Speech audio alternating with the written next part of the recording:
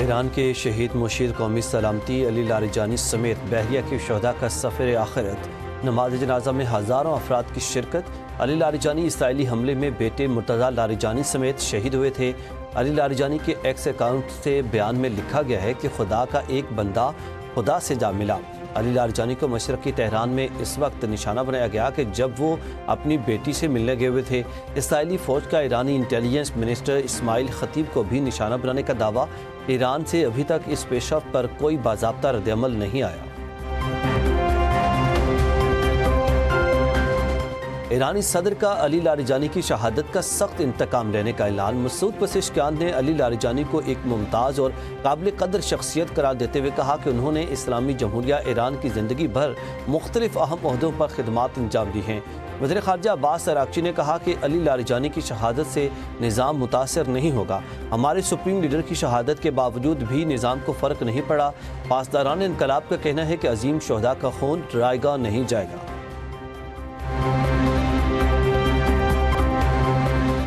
ایران کا دشمن پر پلٹ کر وار، اسرائیل پر کلسٹر اور خیبر ون بموں کی بارش کر دی۔ تل ابیب اور یروشلم میں متعدد مقامات پر آگ بھڑک اٹھی۔ 2 اسرائیلی ہلاک، 14 زخمی، کئی گاڑیاں تباہ، عمارتوں کو بھی نقصان پہنچا۔ ایران کا 200 زخمیوں کا دعویٰ۔ تل ابیب میں ریلوے اسٹیشن کو بھی نشانہ بنایا گیا۔ امریکہ نے پوری دنیا میں اپنے سفارت خانوں کو الرٹ جاری کر دیا، سیکورٹی سخت کرنے کی ہدایت کر دی۔ صدر زرداری کا علی لاریجانی کی شہادت پر گہرے دکھ کا اظہار، فریقین سے فوری جنگ بندی اور تحمل کا مطالبہ کیا۔ کہا کہ حالیہ کشیدگی خطے کے معاشی استحکام اور امن کے لیے سنگین خطرہ ہے۔ مسائل کا حل صرف تعمیری مذاکرات اور سفارتکاری میں ہی ہے۔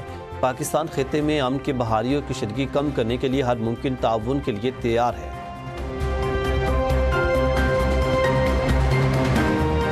وزیراعظم شہباز شریف کا کویت کے ولی عہد اور سلطان عمان سے ٹیلی فونک رابطہ۔ کویت اور عمان میں حملوں کی مذمت، جانی نقصان پر اظہار افسوس، زخمیوں کی جلد صحت یابی کے لیے دعا کی۔ علاقائی ممالک کو امن و استحکام برقرار رکھنے اور تمام اختلافات کو مذاکرات اور سفارتکاری سے حل کرنے پر زور دیا۔ وزیراعظم نے عمان کے سلطان کو پاکستان کا سرکاری دورہ کرنے کی بھی دعوت دی۔ ریاض میں خطے کی صورتحال پر علاقائی وزرائے خارجہ کا اجلاس۔ نائب وزیر اعظم اسحاق ڈار آج سعودی عرب جائیں گے۔ ترک وزیر خارجہ سے ٹیلی فونک گفتگو میں اسحاق ڈار نے کہا کہ جنگ نہیں، مذاکرات ہی واحد راستہ ہے۔ دونوں رہنماؤں کا خطے میں کشیدگی فوری کم کرنے پر زور۔ خطے میں بڑھتی کشیدگی پر اظہار تشویش۔ پاکستان اور ترکی کا امن و استحکام کے لیے مشترکہ موقف کا اعادہ۔ سفارتکاری کو بحران کے حل کی کنجی قرار دے دیا۔ کم آمدنی والے طبقے کے لیے سستے گھروں کی فراہمی ترجیح قرار۔ وزارت ہاؤسنگ اینڈ ورکس کے اجلاس میں وزیراعظم شہباز شریف کی عام آدمی کو ہاؤس فائنینس کی سہولت پہنچانے کے حوالے سے عملی اقدامات کی ہدایت۔ اجلاس میں ریئل اسٹیٹ ریگولیٹری اتھارٹی کے قیام کا فیصلہ۔ ریلوے اسٹیئرنگ کمیٹی اجلاس میں وزیراعظم کی فریج سروسز کو مزید بہتر بنانے کی ہدایت۔ کہا کہ ایندھن بچت کے لیے مال برداری میں ریلوے کا استعمال ناگزیر ہے۔ IMF نے اسٹاف لیول معاہدے تک پہنچنے کے لیے مزید شرائط عائد کر دیں۔ ٹیکس چوری روکنے کے لیے جدید نظام متعارف کرانے، ڈیجیٹل انوائسنگ سسٹم پر عمل درآمد تیز کرنے کی ہدایت۔ رسک بیسڈ آڈٹ لازمی قرار دینے کی تجویز۔ ٹیکس اہداف پورے نہ ہونے پر تشویش کا اظہار، صرف وعدے کرنے کے بجائے عملی نتائج دکھانے کا مطالبہ۔ FBR کا کاروباری سیلز کو آن لائن رپورٹ کرنا لازمی بنانے کا فیصلہ۔ حکومت کا عید سے قبل عوام کی جیبوں پر ڈاکہ۔ بجلی بلز میں اضافی فکسڈ چارجز شامل۔ فروری کے بلوں میں ادائیگی شروع۔ ماہانہ 100 یونٹ استعمال پر پروٹیکٹڈ صارفین پر 200 روپے، 200 یونٹ پر 300 روپے ماہانہ چارجز عائد ہوں گے۔ 100 یونٹ تک کے نان پروٹیکٹڈ صارفین پر 275 روپے، ماہانہ 200 پر 300 روپے فکسڈ چارجز بلز میں شامل۔ ماہانہ 300 یونٹ تک استعمال کے نان پروٹیکٹڈ صارفین پر 350 روپے اور 400 یونٹ تک کے نان پروٹیکٹڈ صارفین پر فکسڈ چارجز 200 اضافے سے 400 روپے ہوں گے۔ بجلی 1 روپے 64 پیسے فی یونٹ مہنگی ہونے کا امکان۔ نیپرا میں درخواست دائر۔ بجلی مہنگی ہونے پر صارفین پر 14 ارب روپے سے زائد کا بوجھ پڑنے کا امکان ہے۔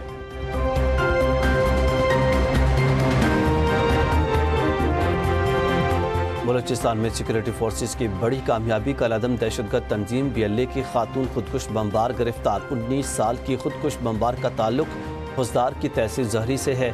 ملزمہ جولائی 2025 میں کالعدم BLA میں شامل ہوئیں۔ خاتون BLA کمانڈر سلیم جان عرف دل جان سے رابطے میں تھیں۔ ملزمہ سابق TTP کارندے ابراہیم عرف قاضی کے لیے بھی سہولت کاری کرتی رہیں۔ لائبہ نے بتایا کہ مجھے خودکش مشن کے لیے تیار کیا گیا تھا کہ گرفتار ہو گئے۔ تمام خواتین سے کہوں گی کہ کسی غلط سرگرمی کا حصہ نہ بنیں۔ وزیر اعلیٰ بلوچستان سرفراز بگٹی نے کہا کہ دہشت گردی کے منصوبے کو ناکام بنا کر عوام کو بچایا گیا۔ حساس اداروں کی کارروائی سے ملک دشمن عناصر کا منصوبہ بے نقاب ہو گئے۔ دہشت گرد بلوچ خواتین کا استحصال کر رہے ہیں۔ بلوچیت کے نام پر بلوچوں کو گمراہ کیا جا رہا ہے۔ انٹرنیٹ کے غلط استعمال سے نوجوانوں کو بچانا ضروری ہے۔ وزیر اعلیٰ پنجاب مریم نواز سے چین کے قونصل جنرل کی ملاقات، اسٹریٹجک تعاون، CPEC کے فروغ، دفاعی تعاون اور دیگر ممالک کے ساتھ کشیدگی کم کرنے میں چین کے کردار پر اظہار تشکر۔